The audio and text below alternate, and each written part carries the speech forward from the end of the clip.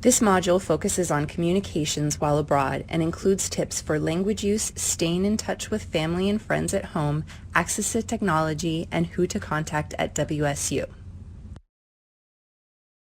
If you are going to a country and are not already fluent in the local language, it is wise to try to learn some basic phrases, such as asking for directions, getting help, or ordering food.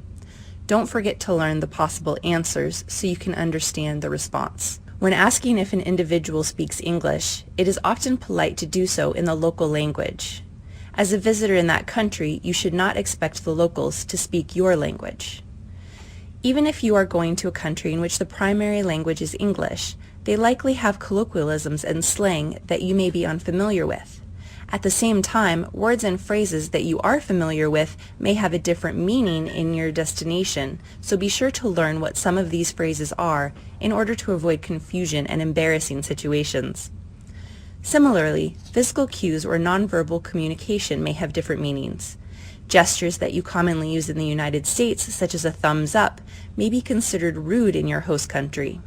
Personal space may be different. It may be the norm to stand further apart or closer together than what you're used to.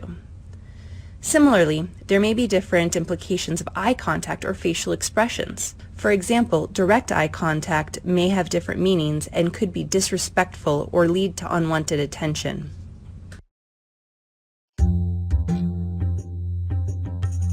I thought it was cool to be able to completely immerse myself in a culture, but for people who did know the language before going abroad, I think that was really cool for them too, because they could immediately talk with locals and connect in that sense. I spoke elementary level Spanish when I went to Spain, and that really helped with emergencies, like when I had to go to the pharmacy and get medicine. It helped with that a lot. What I did a lot was I would take one day and just speak Japanese, the next day English, the next day Japanese, kind of flip-flop it back so that they can learn English while you learn their language. Made it my goal to fully immerse myself, so every opportunity I had to speak Finnish instead of English, I tried to take. And the most challenging part was trying to communicate with people when I didn't have a full understanding of what they were saying. At the same time, the really beneficial part was that I got to practice my Finnish much more intensively than I have had living in the United States. But when I did go to London, there were just different customs and different symbols that you have to be aware of, so I would look that up before you go there.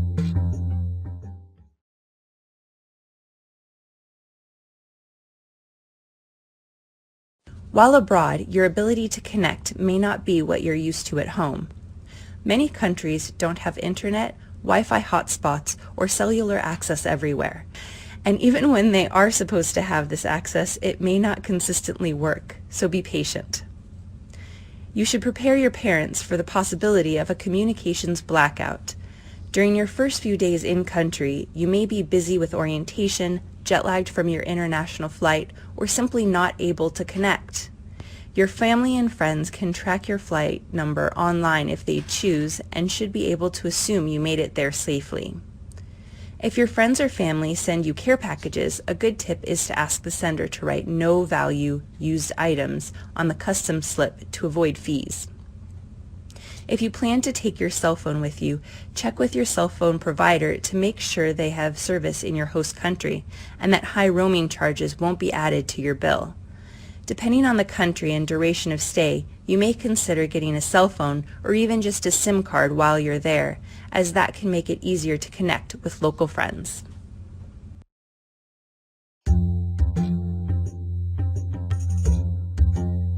My best advice for a way to staying in contact with your family and friends is Skype. It's honestly like the best invention ever because you actually get to see your friends and family and it's free. Also email is a really good way because if you're going somewhere with like a 9-hour difference, Skype can be kind of difficult to find that time, but email works great. Facebook becomes less of a distraction and more of a way for you to post what you're doing and communicate with people, because even if you don't reach out to people individually because you are busy with all of your new experiences, it gives you the opportunity to post what you're up to. Skype. Facebook. Have a Facebook. Skype and Facebook. I brought my cell phone. I brought my regular cell phone from the US that I was able to use. I had a plan a plan that I was able to use abroad if I needed to, but I tried to really stay off it as much as possible for cost reasons. Blogs allow you to reflect on your experience, and they help you realize the changes that you're going through, while also allowing people to read about what you're up to in a more structured way than simply the Facebook.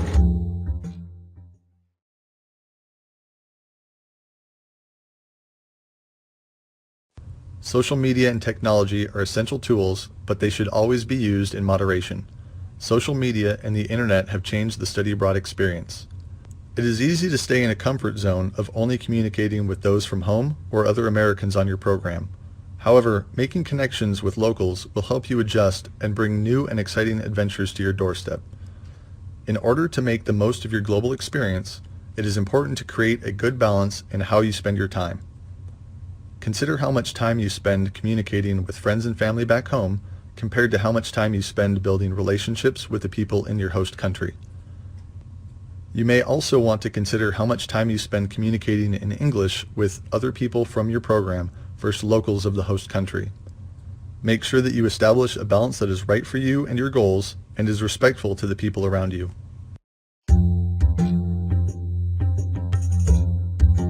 I would at least get on about once a week just to let them know I was okay, but I was really trying to immerse myself in the experience, so I wasn't trying to stay in touch with technology or back home as much, just to let them know that I was okay.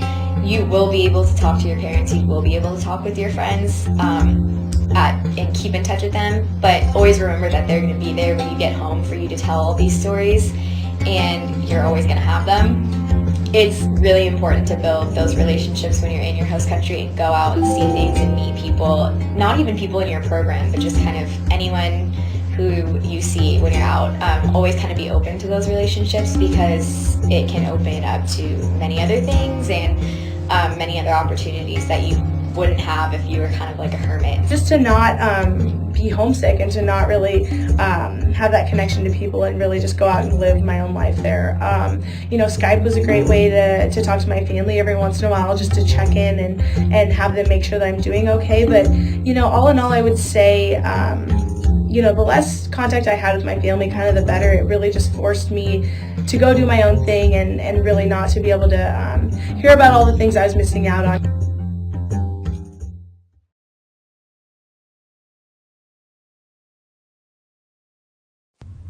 It's very important that you continue to check your WSU email before your departure, throughout your term abroad, and upon return. Email is the primary mode of communication used by Global Learning and WSU in general while you are abroad, to both inform you of important information and confirm you are safe in the event of either natural or political concerns in your host country.